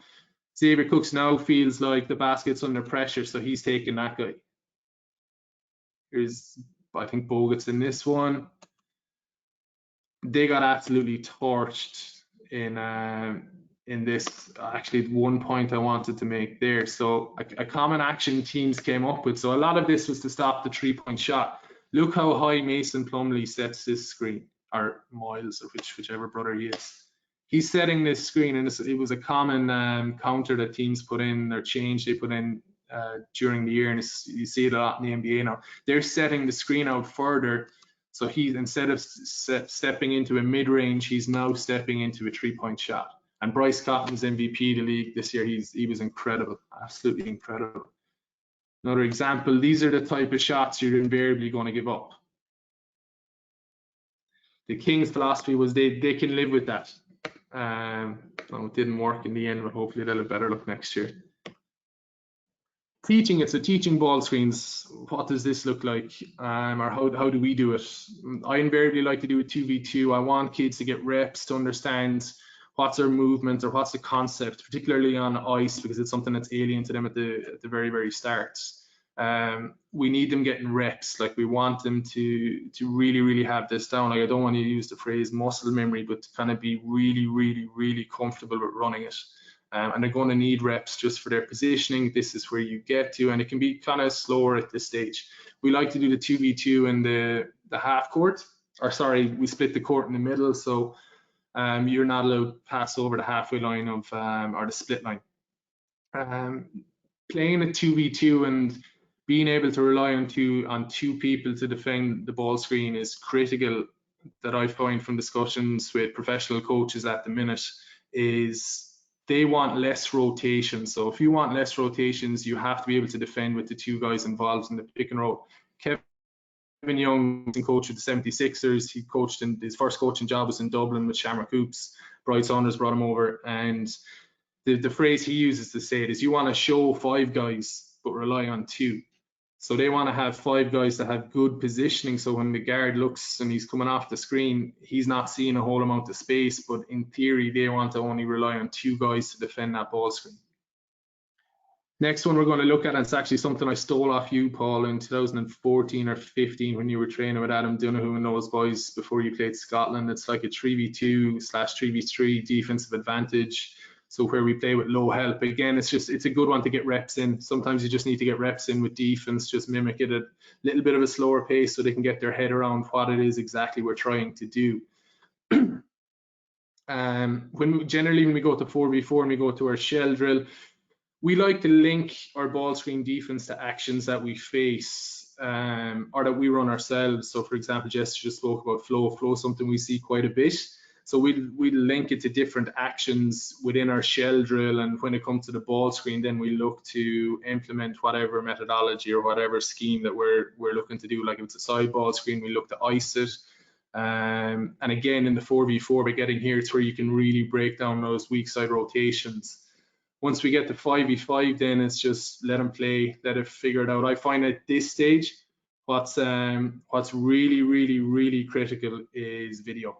Like you need video. Kids, they're out in the courts. What I found with our kids, and like we play a really, really good standard of league. It's probably Jess might disagree. She'll probably come with the Melbourne Schoolboys League, but I reckon them and us are probably the 2 top school leagues in the country.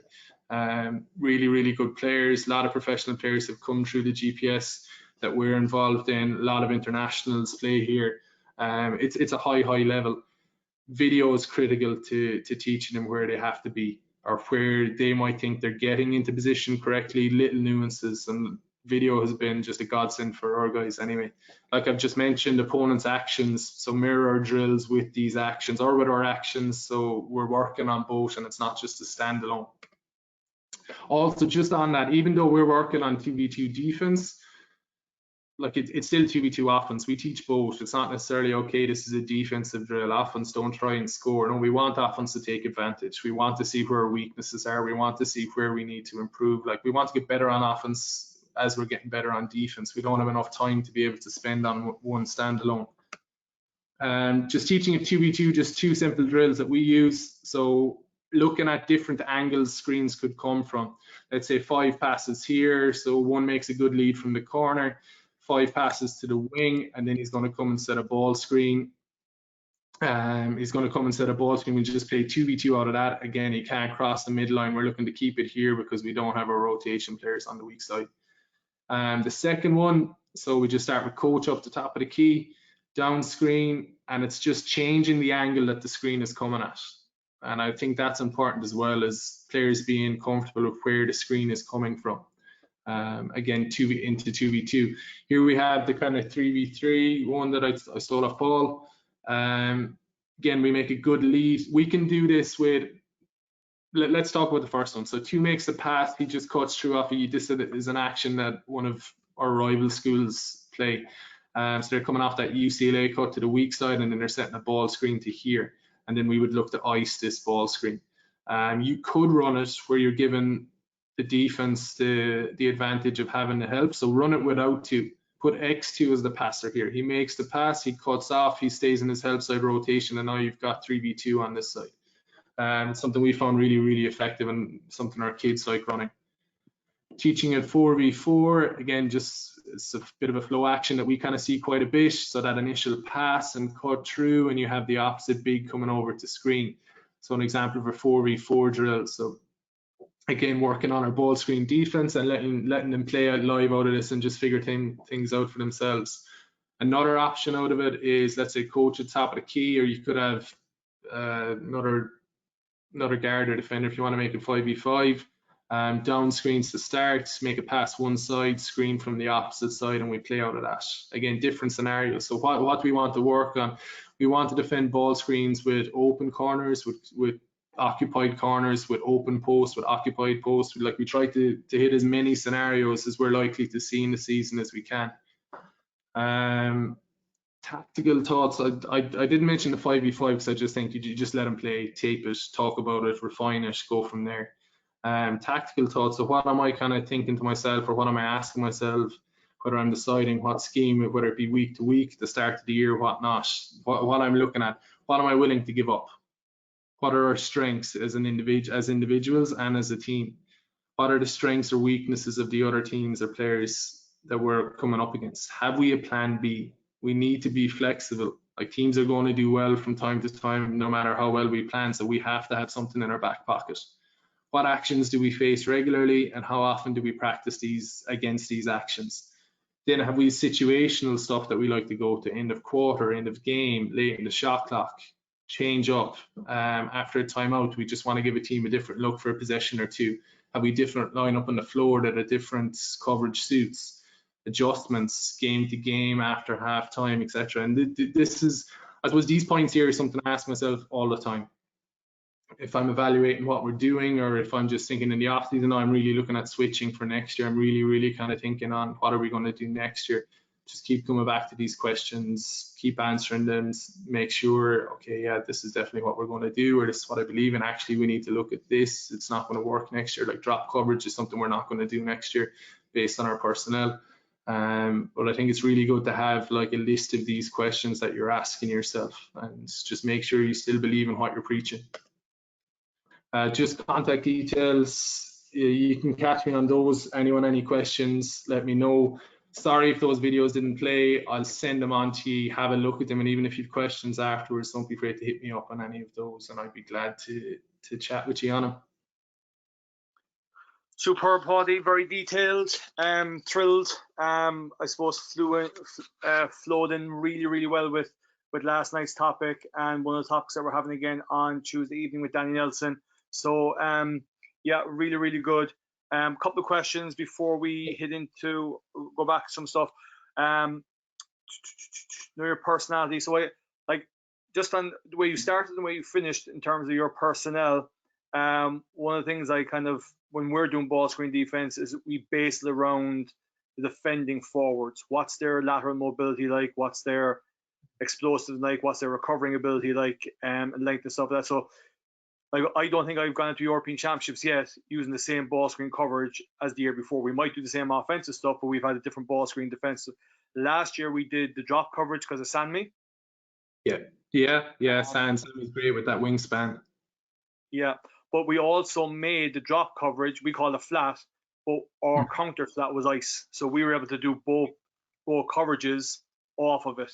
So I know Puff asked that question on ice. I run a huge amount of ice in the middle of the floor, just because this year anyway, with our big guy, I just felt laterally, I just didn't trust him. Not that I didn't trust him. I wanted to put him in the best chance or the best position to have success. And I just felt that ice in the middle of the floor wasn't setting him up to do well for us in the game.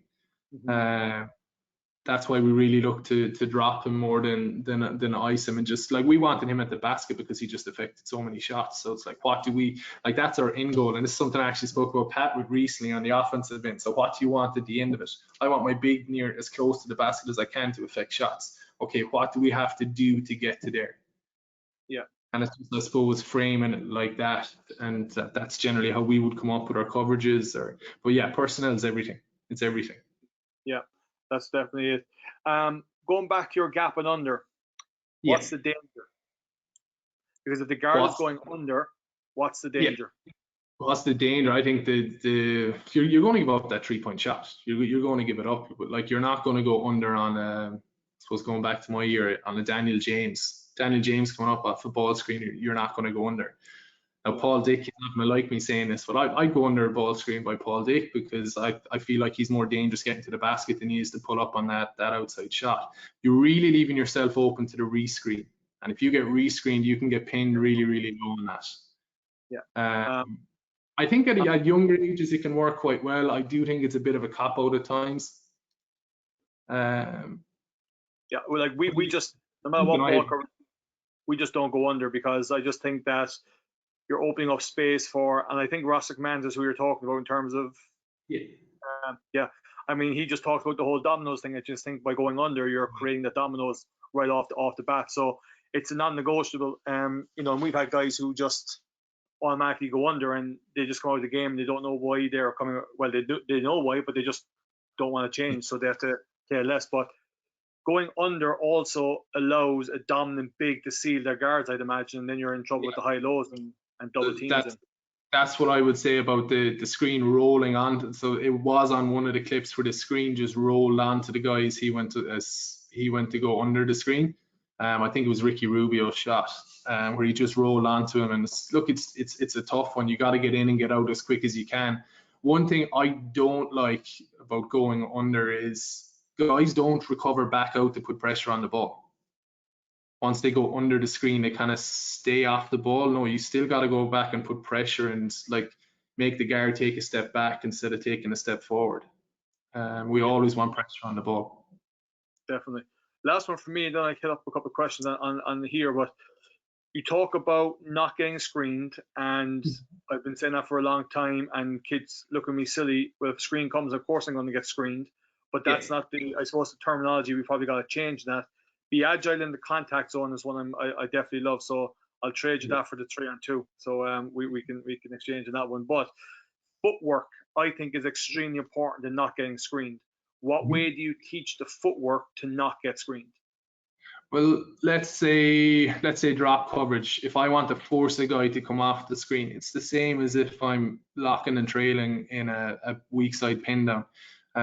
It's the same as if I want to almost explode. Like I want to get to a split stance.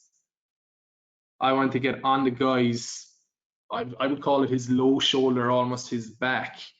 So like if I'm going to get hit, he has to get hit. Right.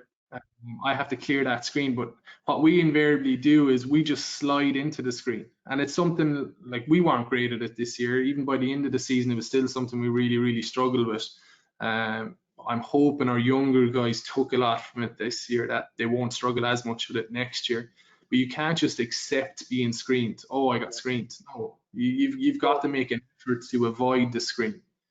So is it your lead foot you're getting over first, or is it your trailing foot you're leading with? So I'm getting my lead foot. So if I'm on the right wing, if I'm on defense and I'm on the right wing, I'm getting my right foot over first. So that would be, I'm split stancing, so my left foot would be higher. So I'm getting my lower foot, I'm splitting and I'm putting my right foot up higher and I'm running with my right foot over. I'm getting out of stance, getting out low, and I almost want to hit the screener's hip as I come off. Like I want you say to the guard all the time, get your shoulder on the screener's hip. It should be the same with the defense if he comes off it. Yeah, definitely. You have to be that close. I'd rather get called on a foul from curling on the guy coming off the screen than just running into the screen or melting onto it, as was the phrase we used a lot. Don't just melt onto the screen. Yeah. Right. Inevitably, when going gapping under, yes, we answered that one with Puff, the twist. How do we dissuade the split when blitzing or hard hedging, especially from our less mobile bigs? When switching, or what was the other one? Hard hedging. Yeah. Well, first of all, I think you have to ask yourself, is that the best thing to run with them? And if the question is yes, I think you just have to stay connected to the screen until you've pushed him back. Okay. So I want his first step to be back, especially on the split.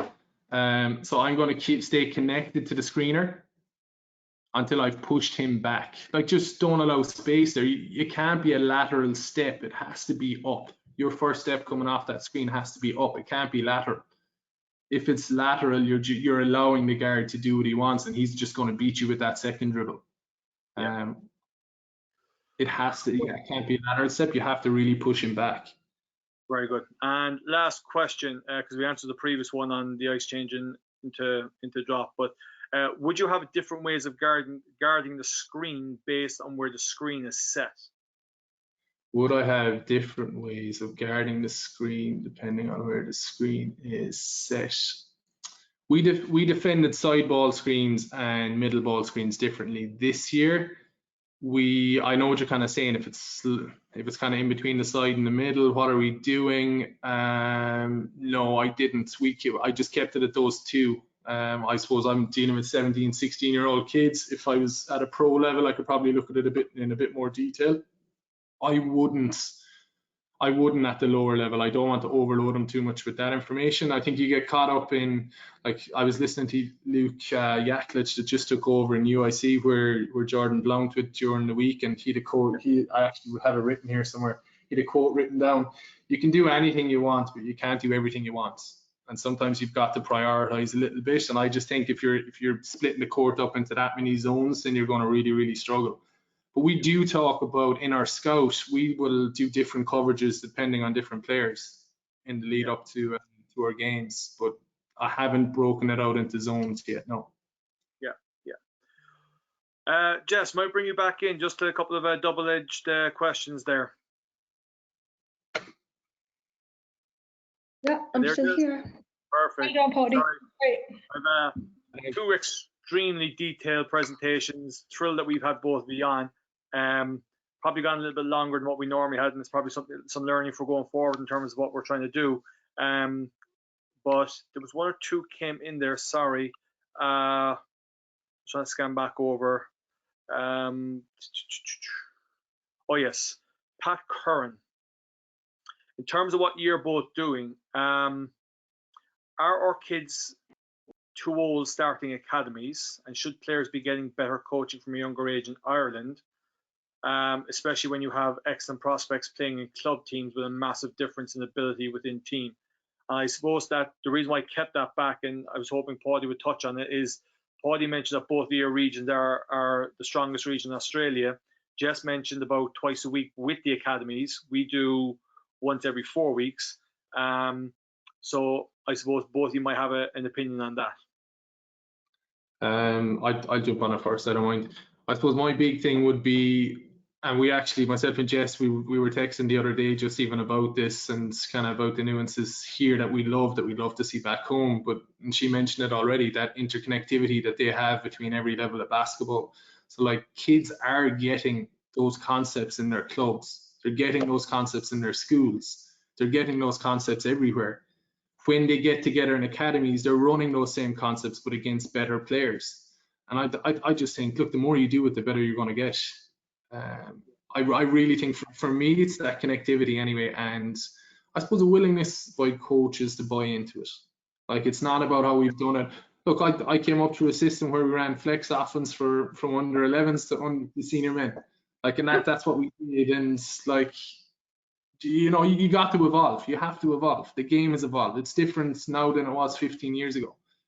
Can I end the conversation right now, because I've been preaching that for like an eternity, and like the rules have changed, the footwork has changed, the athletes have changed, the strength and conditioning has changed. It's a different game. Basketball that I've seen, like it's unbelievable, absolutely unbelievable. I get so jealous at times. I'm like, I'd love to play in this era. It really, really is. It's gone that far. We had the team that won our league this year. Their starting point guard was the under 17 Australian guard. He is the best pick and roll player I've seen live.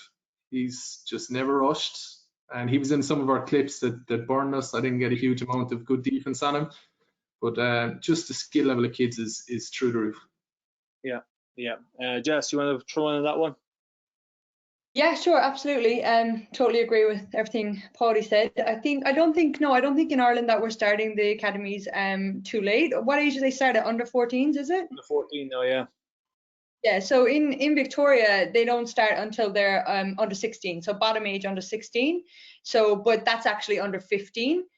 So because they play at a different point in the year. So no, it's just I don't think that they need earlier specialization, because again, you know, we want to encourage kids from say ages like 5 to 13, 14 to be playing as many different sports as possible. So I think adding in that extra layer of academy training is too specific too early on. But I think that when they do get into the academies, I think there needs to be more continuous skill development. I don't think that once a month or once every 2 months or whenever the academies in Ireland meet is really enough, because you just need that rep, you need that contact, you need those small-sided games on a continuous basis. So that's why I think that the 2 mornings a week, so it's at 6 a.m. from 6 to 7 a.m. in the morning before school, short, sharp, effective, and it runs in conjunction with all of their other teams that they're on. So I think that's really important. And I think as well, the clubs, I think in Ireland it's very much like, if you want to be a good player, you have, or to be an elite player, you have to be in the academy. And people sort of think like, if you miss out on the academy, then you're not going to make a county team and you're not going to make a national team. But here, like, kids might miss out on a state development program academy or a state team 1 year, and the next year they get a go to get in it, because like Paudie said, they're still working on all of those same concepts in their clubs, and there's room for them to improve and still jump into that pathway even if they miss out early on. So I think what we need to do is we need to keep going with the academies and try to have potentially more people in them and have them training more often. But I think we also need to look at our grassroots clubs as a pathway for elite development as well. So we really need to get in to the coaches in those clubs and make sure they're all teaching a similar curriculum. Yeah, that's interesting, and I guess it's the teaching of the man-to-man. The amount of zone that we see is frightening, I think, in one respect, and it doesn't allow us to develop offensively because of that. So that's my little dig for my first dig of the week. I'm doing well, Paudie. It's only my first dig of the week. And zone is completely banned here until under 16s, so that's good as well. Yeah. So look, guys, we're nearly 2 hours at it. It's great. I'm thrilled, and I'm delighted with what information we're getting and stuff like that. So best of luck with both of you. I suppose the jealous question is, you guys have had those opportunities that us old fogies now didn't have. There's more opportunities for you guys to travel. What's your advice for any coaches that want to make that step? Be willing to be vulnerable, put yourself out there, knock on 100 doors, you only need one to open. Excellent. 2 years ago, I went to the States. I was in touch with you, I was in touch with everyone. I showed up at Loyola College, and I knew Brian Mullins was there. Just talked my way into the building. Eventually he was like, "Oh yeah, is Brian here? Yeah, I'm looking to talk to him." Brian didn't know me from Adam. I'd sent him an email 3 months earlier that he never got back to. But like, I texted him during the week. We're jumping on a Zoom call. Brian's the head coach of Southern Illinois. Like, you just need to put yourself out there. Yeah. And don't be afraid if no one texts us back, or don't be afraid if they tell you get out of here. Like, just, if you want to succeed, if you want it bad enough, you put yourself out there. Yeah. And just similar stuff. I just think sometimes you just have to show up, I think that as many opportunities as you have to volunteer and do clinics and learn from people and get involved with stuff, you should just do it. And I actually find that the more experience I'm getting, the higher level coaches I'm getting to interact with, and they're also open, they're also down to earth. They all want to talk, they all want to discuss their philosophies, they're all open to sort of feedback. So for me, the biggest thing for me, I think, has been making that jump to put my hand up and apply to get involved with the Basketball Victoria state development programs. And initially I was kind of like, because I'm playing, I've been coaching junior teams, running my skills stuff on Saturdays, and the thought of getting up another 2 mornings at 6 a.m. to like volunteer with these elite kids kind of was a bit daunting. But once you just jump into it and you get up and you get your coffee and you're feeding off that energy, it's just amazing. And it's amazing that how many people you get put in touch with just by being there, just by soaking it all up. And I think basketball is the one industry where like copyright is encouraged, so you just have to soak it all in. Great way to finish. Great way to finish. Yeah. Lads, really appreciate it. I know it's late over there now. absolutely fantastic. Hope our listeners have got a lot out of it. It's been a great week, and I think heading into the weekend, you've been an absolutely tremendous finish. So thanks very much. Stay in touch, and let's keep helping our coaches grow. So thanks a million. Everybody be safe over the weekend. Don't be silly. Can we get this finished? I'm fired up to get back on the floor with all this new stuff. So let us get there. Wash your hands, stay home, do all the safe things, and see you guys tomorrow for S&C with Pete Madsen and offensive actions. Fired up to see that with Colin O'Reilly tomorrow, and we go from there. Thanks all. See you guys tomorrow. Thanks so much, Paul, for organising. It's really good to get everyone together. So thank you for putting it together. That's it.